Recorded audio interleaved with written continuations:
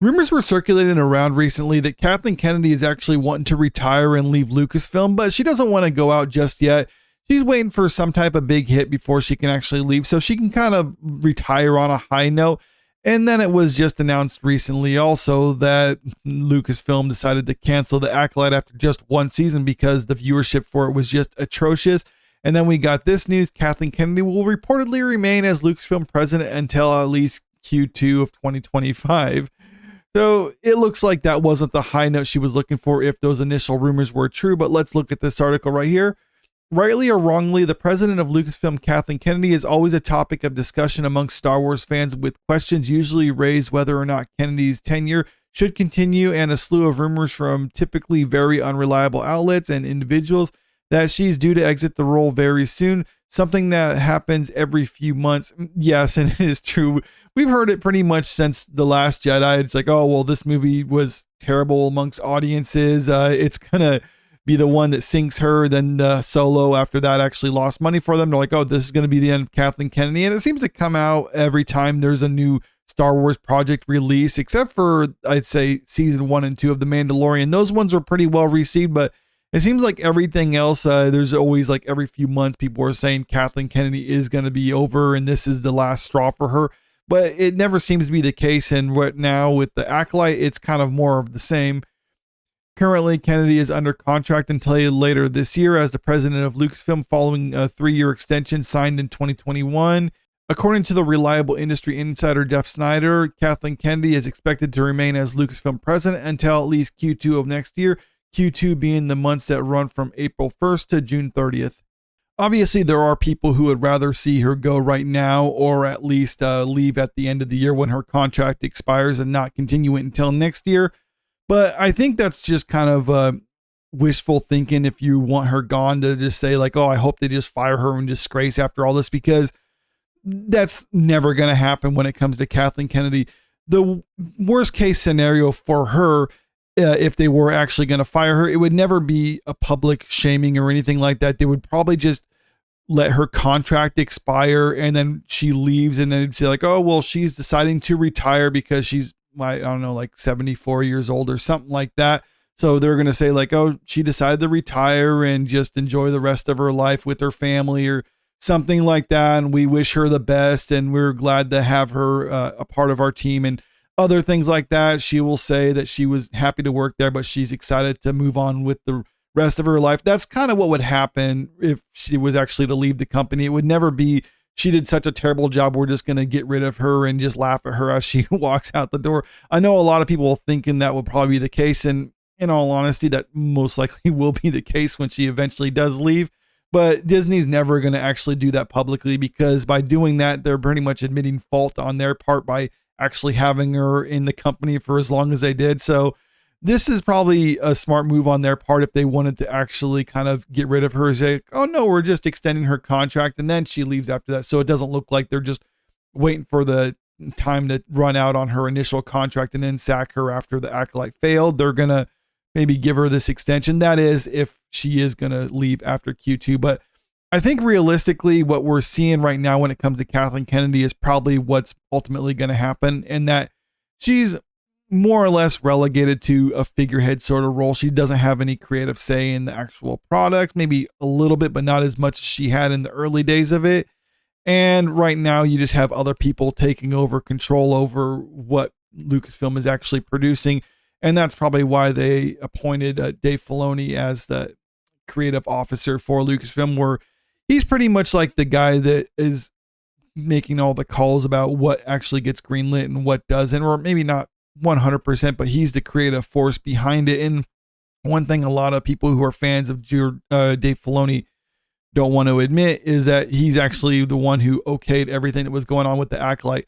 I know that's kind of easy to overlook, because The Acolyte is pretty much peak what Kathleen Kennedy said she wanted in Star Wars when she pretty much took over Lucasfilm, like with their whole Force is female and all that other stuff out there. But Dave Filoni was the creative officer behind Lucasfilm when that show was made, and he greenlit everything and even provided input to Leslie Headland, according to her. So if people are going to complain about what's going on with Star Wars right now, I think Kathleen Kennedy is less of an issue, and Dave Filoni is probably the main culprit behind all this thing. Like, yeah, I know it's easy to blame Leslie Headland because she was the showrunner for The Acolyte, but at the same time, though, she was working underneath a bunch of people, and a bunch of people had to approve all the decisions she was making. So I think it would almost be on them, people like Kathleen Kennedy and Dave Filoni, for actually allowing her to do what she wanted to do as opposed to stepping in. And that's why we're starting to hear stuff like this, where a lot of Star Wars fans who previously liked a lot of the stuff Dave Filoni made are now starting to turn on him. The once beloved Star Wars filmmaker Dave Filoni might now be falling out of grace with the fan base that once loved him. Filoni has been a massive creative force behind Star Wars for 2 decades now, putting aside the specific projects he's created, the Clone Wars, Rebels, Bad Batch, etc. The man has added some of the most crucial lore the franchise has ever known. This goes on to talk about other stuff that he actually did for Star Wars, like creating Ahsoka Tano, for instance. But then it's kind of saying like a lot of people are starting to turn their back on Dave Filoni because he has, I don't know, maybe a little bit too much control over what's going on with Star Wars right now. And it's really not the best results lately. And it draws a comparison in this article between Dave Filoni and George Lucas, because a similar reaction to George Lucas happened when it came to the original trilogy. A lot of people loved what he made for that. And then later, when he had a bit more freedom to do whatever he wanted, then he had the prequel trilogy, and a lot of the older fans didn't like that too much. And that's when Dave Filoni came in and was working underneath George Lucas for the Clone Wars and Rebels, and a lot of people liked what Dave Filoni was doing there. And now he has a little bit more creative freedom over, because he's the one calling the shots. And a lot of people don't like what he's producing, because a lot of people will point out that Acolyte is Kathleen Kennedy's thing and Leslie Headland's thing. And yes, that's very much the case, because that was pretty much in the work before Dave Filoni came in as the creative officer for Lucasfilm. But still, he did call a lot of the shots on that one too, and he gave Leslie Headland pointers on like how to write the story and other things like that. And he approved a lot of the stuff for it. So that was still kind of Dave Filoni doing what he wanted. And I think right now, when it comes to Kathleen Kennedy, she's more or less just relegated as a figurehead of Lucasfilm. That's why they brought in Dave Filoni to begin with, because the studio didn't like what she was doing. So they're like, okay, we don't want to fire you, at least not publicly. So we're going to bring in Dave Filoni. He's someone that has goodwill with the fan base. Maybe you as in Kathleen Kennedy can make some decisions on who's getting approved for shows, but Dave Filoni is also like helping to shape those series and movies and other things like that. And I think this is what we're seeing right now, is basically people with kind of an ideology to try to push using Star Wars as a platform to tell their stories. And the people who are actually in charge of making the decisions have a little bit too much freedom to do what they want. And there's not enough people basically saying like, how is this actually going to make things better for Star Wars? Is audiences really going to like this? Or is this just something that you personally want to see? And I think that's what we're seeing when it comes to something like the Acolyte. And even if Kathleen Kennedy was gone from the company, we've seen that Dave Filoni probably would have done a similar thing when it came to the Acolyte as we actually got on the screen. So I don't think Kathleen Kennedy leaving the studio would actually make a difference. I don't even think Dave Filoni leaving the studio would make a difference. I think what we need is people at the company who are saying like, we want to make something that the fans actually enjoy.